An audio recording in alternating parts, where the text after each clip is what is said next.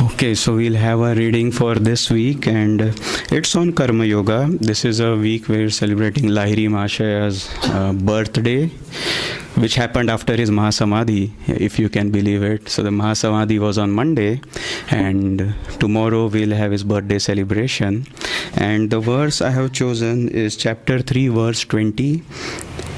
And I'll read the verse first. By the path of right action alone, King Janaka and others like him, Karma Yogis, gained perfection. To offer guidance to others, you too should be active. There are a few points to be made here, because when we first get these teachings, when we first hear about yoga, the tendency which came to my mind at least is to view the world as a villain. Oh, this world, we have to stay away from it. We have to be non-attached.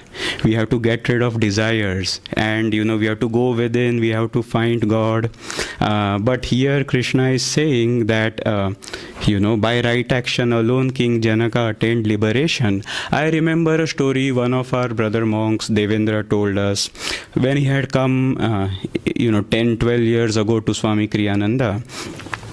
He was sitting in front of Swamiji and he said, "Sir, I don't like this world. I don't like to live in this world. I don't feel attached to it." And he went on in that vein a little bit. 12 years ago, so don't catch him and say, "Oh, that's how, you behaved with Swamiji." So, and Swamiji heard all these things and then said, tamas. He just said that, tamas. And why did he say that? Aren't we supposed to be disengaged from the world? Aren't we supposed to be withdrawn? And Swamiji, Paramhansa Yogananda, gave us an answer. He said, this world is not a villain, it's a school. And the purpose of school is to give us lessons so that we graduate.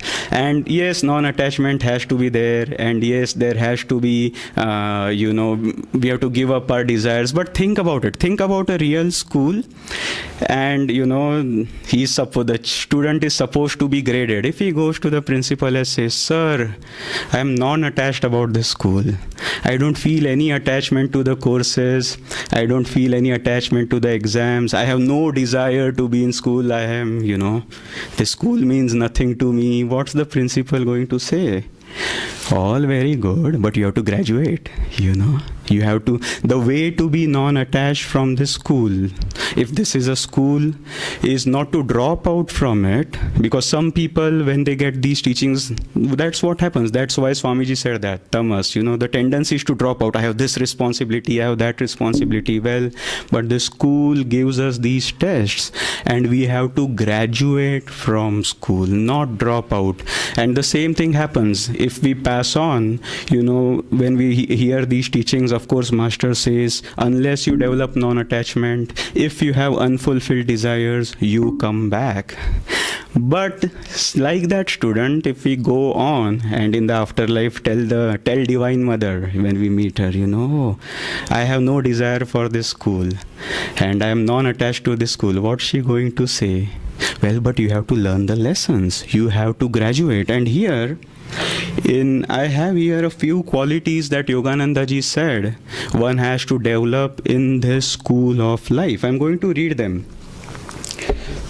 Non-attachment, of course, calmness, fearlessness, bravery, courage, loyalty, overcoming dullness, overcoming sloth, overcoming nervousness, overcoming pain, overcoming carelessness. This is just a small list. I just pulled these things out. But the thing is, these things have to be learned in this school. That's why this school is given to us. And when we have learned these, then Divine Mother says, when she looks at the scorecard, you have learned all these lessons. You don't need to go back. And I ask you all, think about all the saints that including Lahiri Mahashaya, Master, Swamiji, any other saint. Are they college dropouts or are they college graduates? All these qualities you will see each saint has demonstrated in his life. He has no more lessons to learn rather than being passively non-attached, passively, oh, this school, this is evil. No, he has learned all the lessons. And that's why that part about karma yoga. How do we learn all these lessons? These qualities are hard to develop if we just sit in a cave and meditate. And so this world, one of Yoganandaji's disciples called it a cement mixer. You put in the sand and all those things, out comes strong cement. Of course, one thing has to be understood also, because sometimes when we do karma yoga, we tend to think, okay, karma yoga, but the goal of karma yoga has to be remembered, because sometimes it becomes a vortex of activity which pulls us in. And again, I bring you back to the example of the student in the school. Suppose he say he's in 10th grade or 9th grade. He said, oh, my job is to help others. And he kept helping others, but not studying himself and failing. What would you say? You would say there's something wrong here. The ideal student, the model student, what does he do? He's a model student. He studies well. On the way, he helps others. If he wants to help the school, he graduates, and as an alumnus, as a graduate, he helps the school also. And that's what all the great masters do. They are alumni of the school of earth. They have learned their lessons. And then I remember I studied in a college which had Nandan Nilekani as its alumnus, the Infosys guy. And he donated 32 crores to help build a hostel there. And he couldn't have done that if he hadn't graduated, studied well, got a good job. And that's what all the avatars do. So the goal of karma yoga, these right actions, is to help also, but while keeping the goal of graduation, not while ourselves failing and staying here and okay, we are helping others. That's there. And Swami Kriyananda, I was reading his The New Path, and there's a chapter, Work versus Meditation, which is worth reading. And there he has a wonderful statement. He says, the goal of all spiritual work is not to please God and do His will, but it is self-purification. In other words, graduation. We have to graduate. And the way to graduation, I'm going to tell you a fun story, a joke that I hear. When I go to Mumbai, I stay with my cousin who's 15 years old. And so he tells me all these school jokes. And one of those I heard was as follows. So a teacher was conducting physics examination, oral examination, and the naughtiest boy of the school came up. And the teacher said, this guy has harassed me all the year. I'm going to give him the toughest question possible. And so she says, or he says, imagine that you are on a lake, in a boat. The lake is full of crocodiles. All you have is a oar, okay? Suddenly you realize, and she's sure this guy will fail, suddenly you realize there is a hole in the boat. And there's crocodiles all around, all you have is a oar. What would you do? And the naughty student right away says, teacher, I would stop imagining. See? And Swamiji said that Yoganandaji's mission in coming here is not to help us clear our muddy puddle so we can sit back in it, but to take us out of the puddle altogether. The goal of all karma yoga, all dhyana yoga, everything is to also reach there, graduate. Stop imagining. As soon as we wake up, then we are one with a higher reality. And again, coming back to this verse, I want to come back to this verse, which says, let me read the first line again. By the path of right action alone, because we want to know what karma yoga is, we want to know in more detail. So by the path of right action alone, King Janaka and others like him attained perfection. I had chosen this verse 2 weeks or 1.5 weeks ago. I told Devarshi, and it turns out that this is Lahiri Mahashaya week, because Yoganandaji said that Lahiri Mahashaya was King Janaka in the past lives. And when people went to him and said, sir, how do I find God? He never said, oh, chapter 3, verse 20, look, I found God by karma yoga. You do just karma yoga. Did he ever say that? I don't know. What did he say? Practice Kriya. practice Kriya very deeply, which is very surprising when that fellow got free by just Karma Yoga, if we understand this verse right. But additional to that understanding is he didn't just say practice Kriya. He said continue doing your existing duties and practice Kriya, you see. So if you are supporting your family, he himself did that. To give an example, he didn't withdraw from the world for 30 or 35 years. He took care of his family duties, his office duties, and he practiced Kriya Yoga. And that is true Karma Yoga. I'm going to read here one thing Swamiji says in one of his commentaries. Karma Yoga, it should be mentioned, or inward Karma Yoga, is also used by Krishna in reference to the yoga of inner action, Kriya Yoga. And so this verse, when you understand right action means outer Karma Yoga and inner Karma Yoga. There is no difference. I have never seen, look at the lives of all our teachers, from Lahiri Mahashaya, Babaji's life we don't know much about, but even he was, I think he meditates and then he goes to Kumbh Mela and he washes, other saints' utensils, as it says in the autobiography. But anyway, Lahiri Mahashaya, he took care of his worldly duties and he was a deep meditator. Same with Swami Sri Yukteswar Ji, same with Master, and same I say with Swami Kriyananda. He might not have meditated long. He meditated deep though. So all our teachers, all our gurus, all who we take guidance from, they were deep meditators and deep in their service. Both of these, as you go spiritually higher, the amount of meditation you need reduces. Even Dr. Lewis used to do 3 Kriyas, but he used to go deep.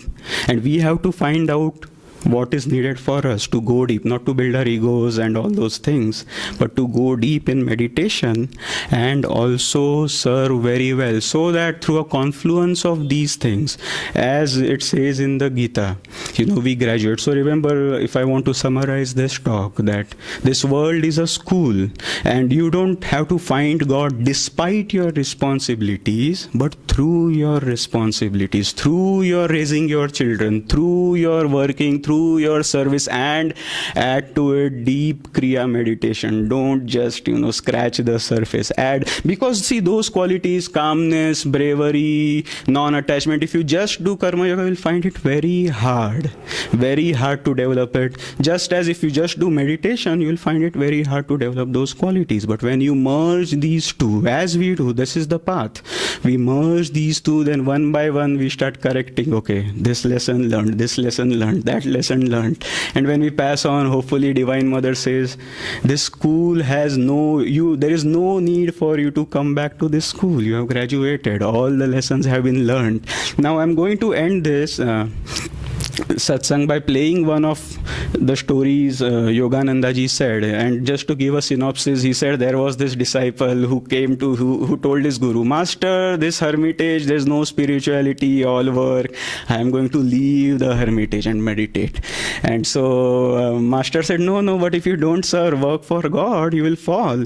And he says, no, you look at me, how I do well, and we'll see how well he did. So.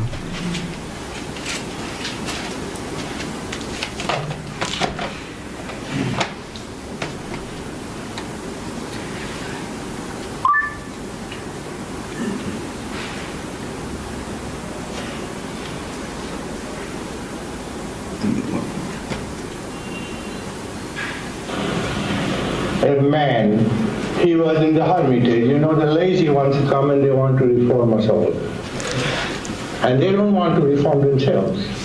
They are the ones that find fault with everybody. And so this was one of that kind in this hermitage, who said, Master, there's all work here, no spirituality. I am going to leave the hermitage. The Master said, oh, no. You have to work for God, otherwise you will fall. He says, oh, no. He said, all right. So he went, took 2 pieces of loincloth and 1 begging bowl. So he was under a tree. He was very proud. He had renounced the world, renounced the hermitage, and the Master's wish and everything. And first thing he sees in the morning, the monks had worked on the extra loincloth. And he got very worried. He says, "At last, Lord, I have given up everything and now you want to munch at my cloth." He was very worried, and a man was passing. He said, "Master, what is worrying?" He wasn't a master, he was a student trying to be master. So he said, "I'm worrying about mice. They are working on the last piece of cloth that I have." He said, "Master, that's very simple. Why don't you keep a cat?" He said, "That's wonderful. How will I get a cat?" He said, "I'll get you a cat tomorrow." He had a cat. Mice fled, but he had to go every day to the village to get milk for the cat. So he was worrying how to keep the cat supplied. The same man passed and he said, "Master, what is worrying you?" He said, "Well, now I have to go all the time to the village for milk." Well, he said, "That's solved. Get a cow." He said, "Why will I get a cow?" "I will give you a cow." He got a cow and a cat. And the cow was known as the saint's cow, so it was foraging at everyone's field. At the end of a year, the villagers came. "Teacher, we are tired of your cow. We have tolerated it for 1 year." He said, "How am I going to feed my cow?" The man said, "Why don't you have your own land?" "How will I get land?" "I will give you all the land that you want." So he got the land, he got several cats and several cows, and he borrowed the children of the villagers, and they all worked for him.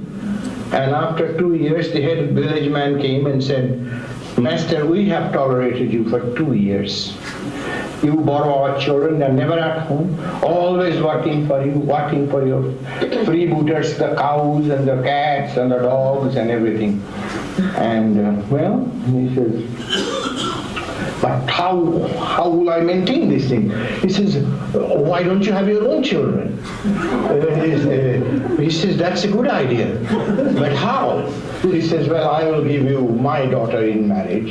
And he was very sincerely considering marrying and having children to support his cows and land and field and everything when his master arrived. And he said, "I thought you had renounced the hermitage because there was too much work. What is this? You have built up a big home and lands and everything, and I hear you're going to get married." He said, "Master, this is all for a rag." And he said, "You are right, and I'll walk away with you." And he walked up to the hermitage again. So remember, those of you who think of going to Himalayas, it's too much work.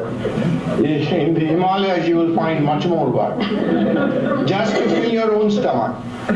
I was able and happy to work for you, that you are able to have this freedom, that you can be free to worship God and show others how they can worship God. But do not in any way be mistaken to think that you will receive more freedom than you enjoy here.